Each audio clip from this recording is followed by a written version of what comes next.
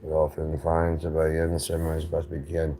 I'm sitting here watching Endless Nameless, performance of Nirvana performing Endless Nameless live and loud, Seattle, 1993. And it starts with Dave and Chris. Chris is just playing the bass and he's playing this weird fucking crazy bong, and it's just a drum. Like, I'm watching it like I normally do, just to watch it as a band. And I was just like, okay, that's cool, you know, because like Chris is on the ground just like banging his fucking bass against the ground and doing some weird shit, and Pat Smear's there and stuff, and blah blah blah blah blah. And oh, my neck is what's wrong. So so why all the glorification of Kurt, like all the time, like there wasn't other musicians there the whole time helping him out, you know what I mean? And if you were to start other bands, it's like it's just all Kurt. For some reason, we want to focus on the lead singer and the lead guitarist, and or the main guitarist, whoever the main writer is of the riffs. We don't really want to know anybody else. They add their own flavor and stuff to it. If you put another bass player in there, it won't be the same. Now, to you, the bass is kind of like, it's just kind of back there. But then you'll probably notice at some point in time that they kind of either lock in and or they are, you know what I mean? It just doesn't sound the same anymore. And that means because they got rid of whatever that element was that you got used to. Like the bass player didn't do a whole lot in the background and allowed the guitarist to do a lot of shit. Then suddenly you get a bass player that kind of thinks it for himself. And they replace, the original bass player that just kind of followed along. Like, I don't know. I don't like. It's like the bass is too busy now. But you won't know that until like they just lost it. It just because it is doing it's doing the same thing that bass does, but it's just moving around back there. Just, I don't know. I don't like the feel of it anymore. You know what I mean? Or if they go from a bass player that does his own thing to a bass player that just follows, it's just like it just kind of lost a little bit of its heart. The drummer who was a bit more wild, and the band didn't like that. They wanted more of a garagey kind of sound, so they get like a shittier drummer, and everybody's kind of like, it doesn't feel the same anymore. I don't know. It doesn't feel the same anymore. No, it's good. It just doesn't.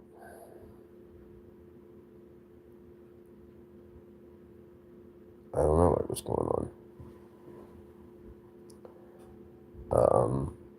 That kind of stuff. So had they removed Dave Grohl from the band, they would have lost a person who has a voice in the band, in his opinion. They wouldn't have just lost his playing. They would have lost his opinion. He may have some ideas about the bass. What if the bass goes do do do do do do do? He does, like they're just like, okay, I hear what you're saying, and the bass player does it. You know what I mean? Whoever it is, whoever if the drummer actually plays other instruments, he goes, what if we do like a break right there, and like, you know what I mean? Just you lose those little things. Because the new drummer's like, where does it go from there? What if we go here? And it's all one vision, and there's no pushback at all. Even if it's like, I like what you're talking about, but let's not do that. And they change it to the thing. Either way, the idea didn't exist until that person threw in the fucking objection. Right? The drummer might be thinking more of a flashy thing for them. If I do like this, like, I like the break, but don't do like the flashy thing. Okay? But he still had a point. Like when it hits very well, that little break. Like, I told you it needed, yeah. I told you also didn't need a fill. People like it better. We'll go on tour and we'll play it every other night or something like that and see what people think about it. You know what I mean? Um, but it's like we need to be able to take a human being and put them at a level that is higher than us, but still attainable.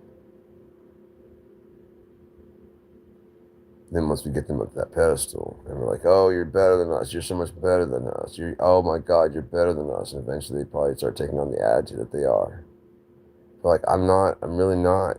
I'm not better than any of you. You know what I mean? They're like, oh, we love you. We love the hell out of you. We love you so much. You're so much better than us. I'm like, but I'm really not. That's why you're better than us. Because you don't know that you're better than us. I'm like, well, because I'm not better than you guys. And you just keep deifying and deifying. You're like the voice of our generation. And for too long, they just started going, like, they stopped fighting. No. Yeah, I am. It's a slight little pivot. And everybody goes, oh, you think you're better than us. It's one thing we think you're better than us, but you think you're better than us? You convinced me after all this time of just pulling my leg and telling me how much I'm better than I am. I kept saying, no, no, no. You guys go, yeah, no, you're better. You're way better. And then suddenly I'm like, I start talking as if I'm better. And so it's really like, oh, look, it has changed. And then someday you make a human mistake and you say something that you believe that the masses don't believe in. You're like, you're not who we thought you were at all. And all of a sudden you lose your big crowd. And you're like, what? No, I could be that again. Remember Voice of a Generation? With their John Lydon, they're like, I don't give a fuck. I'm right on this. Gary Glitter, we don't talk about that within your band. And years later, they're like, we sided with the wrong person. We should have sided with the foul mouth who was talking shit. Well, we didn't know. Gary Glitter was a loved person. We had no idea. You had no idea? Because John Lydon said it. And he said it's a known secret. We just don't talk about that, do we? No, we don't talk about that. What you said it right. We don't talk about that. People love Gary Glitter. You leave Gary Glitter alone. Matter of fact, you're banned. But why? I'm not the one who touches little children. Why did you ban me? And not the child toucher? Oh, you're still not going to repent for what you said. Okay, well then you're doubly. We're not going to lift the ban. I was thinking today, okay, so like I said, we need some because Jesus is too high. We know we can't achieve that. We know we're supposed to strive for that. We know we can't achieve it. We know we're going to fall, and we know God's going to forgive us. So what's the next best thing? Find someone on a lower totem pole. Boost them up. Tell them they're the edification of what we want to be. And when they accept it, we crucify them. And then we strive to be better than those people, which is still better than that guy. That guy was the best of us, never better than them. And we don't have to strive for the even higher goal. Because it doesn't matter that I'm not that high goal. I'm better than that guy was. So that's small, and you keep lifting people up more and more and more high, and you just get to go ahead and at the point where you feel like you're better than them, you get to tear them down. They're a public figure, they asked for it. Their news leak, their whatever. I got 15% power, so I gotta get out of here soon. I'd never say that. I wouldn't feel that way. Well, I've actually been there. Have you actually been to the town where it's happening? No, but I read the news.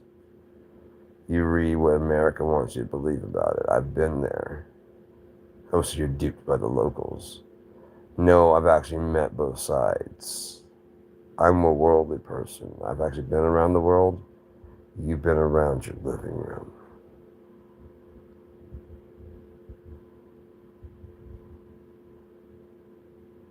Then you tear them down because you're better than them.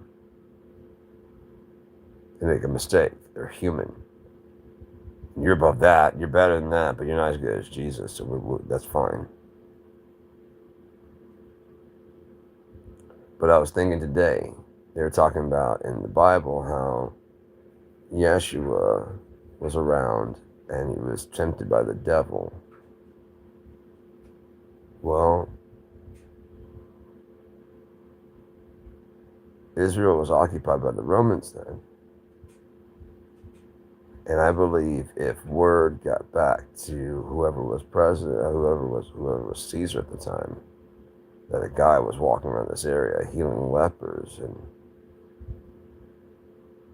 talking shit, because Caesar is God on earth. Yeah? Caesar's God on earth. So Who is this person walking around saying, he's my son? That I don't know any son over there in Israel. Who's this person saying they're my son? You think they wouldn't want to go investigate that? Find out what's going on over there? This guy supposedly heals lepers, changes water to wine. And they're saying how the mark of the beast is 666, what they put to Nero. Caesar is the Antichrist. So when they say that the devil took him to the wilderness for 30 days, I can easily see Caesar coming to talk. Like sees him, like sees her. And the guards are kind of laughing. Sees him, sees her. My name is Caesar, not sees her. My name is Yeshua, not sees him. And they're laughing. His guards are laughing. They're like, sees him, sees her, sees her. My name is not sees him, and your name is not sees her. Where would you like to go, though? I'll follow. Okay. He and his people travel into the wilderness.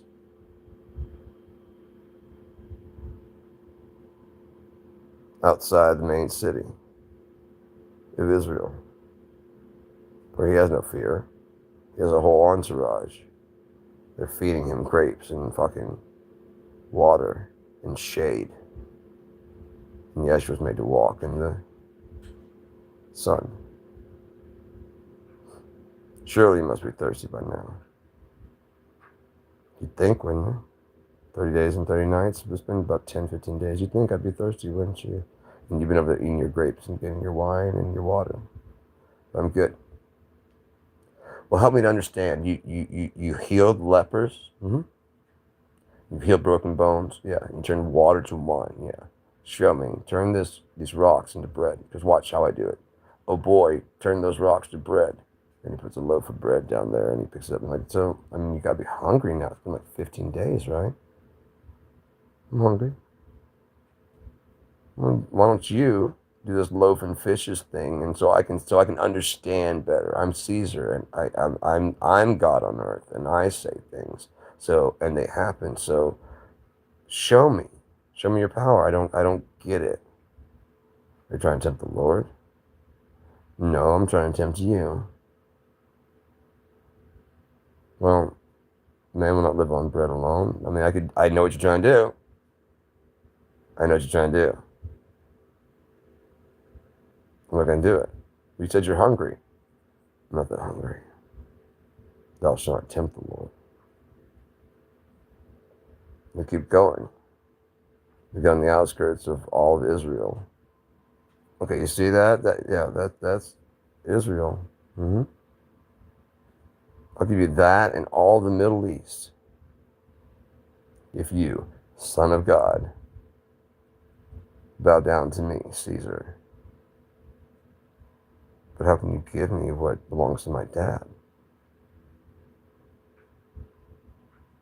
All right, well, I've read the prophecies about you, and supposedly you won't even hurt the angels will come rushing down to defend you from stumbling your feet on a stone. Yeah, and throw yourself off these rocks, and the angels will come and get you and protect you. Ooh, have you tempted the Lord? I shall not tempt the Lord. Get behind me, Satan. I, Caesar, am God, not Satan. No, everything you say is wrong. Therefore, you are the goddamn devil, and I tell you to get behind me. We've been out here for 30 days and 30 nights. Rather poetic. The problem is, it was 40 days and 40 nights, and you didn't read correctly. And even then, I'd still be out here with you, calling you the goddamn devil. Now get behind me, Caesar. You and your umbrellas and all your food and all your water and all your power. See that town down there? Yeah, you've claimed it, but it is not yours.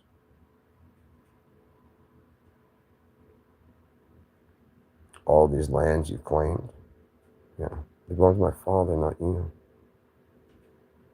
He knows I've not got tired. 30 days, 30 nights. You've had shade, you've had water, you've had food. Trying to taunt me. And I'm hungry. I'm thirsty. But I'll live. You want to take me back to town now, or you want to just continue to try and show me things that don't belong to you that you're trying to sell me? Take me back to town. I don't want to say shit because no man should live in the wilderness without food and water and shelter for 30 fucking days.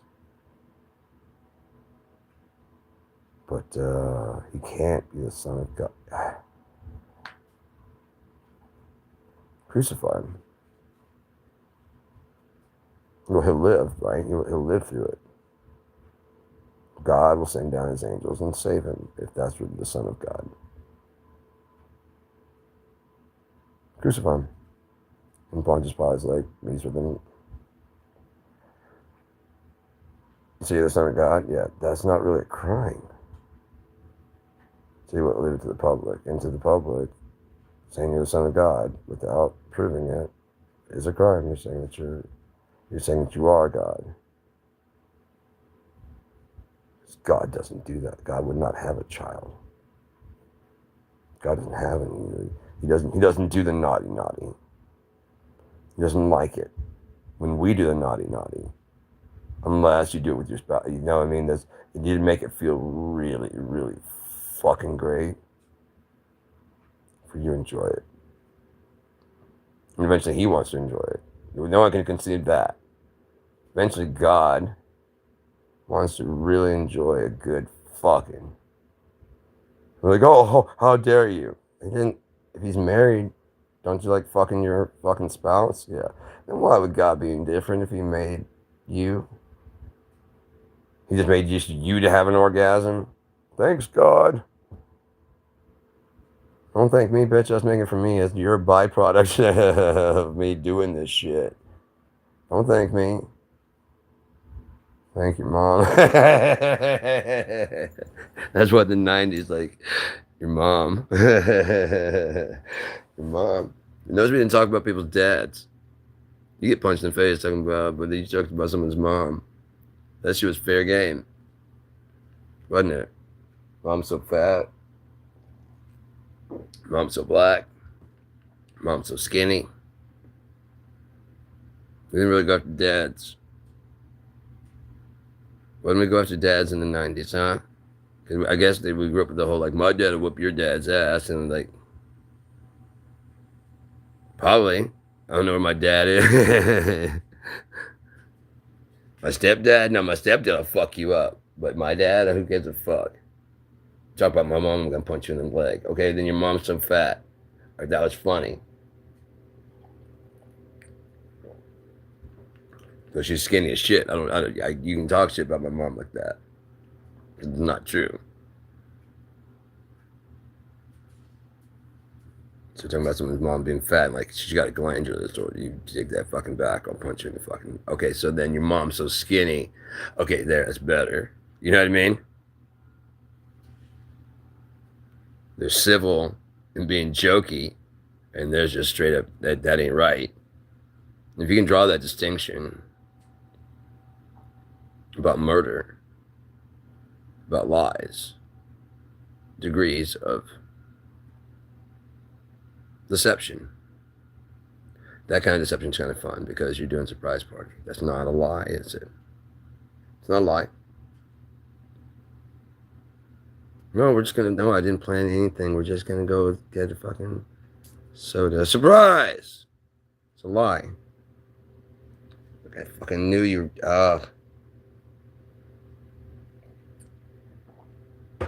That's a lie. No, I didn't. Fuck your best friend. Okay, 5 times, yeah. That now that you know, what I mean, you see, we can draw a distinction between those lies. We can draw a distinction between murder. You just killed the guy? He was in my fucking house with an axe. Oh, yeah, you killed the fucking guy.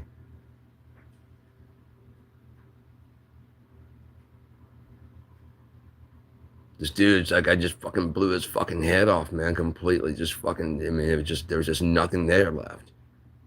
You killed someone? Yeah. Why? They came through the fucking window with an axe.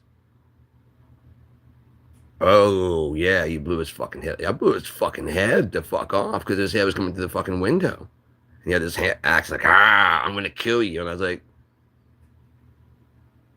blam! You ain't killing shit. Yeah, I do the same thing. Right, so why'd you look all fucked up when I said I blew his fucking head off? Oh, I didn't understand the whole story. Of course not. Hadn't told the whole story. Battery is getting low as shit. So let's go ahead and bail out of this motherfucker. But yeah, I don't know. We deify people so that way, like Martin Luther King and Gandhi. It's achievable. They're human, they're flesh, we see them. And it's achievable.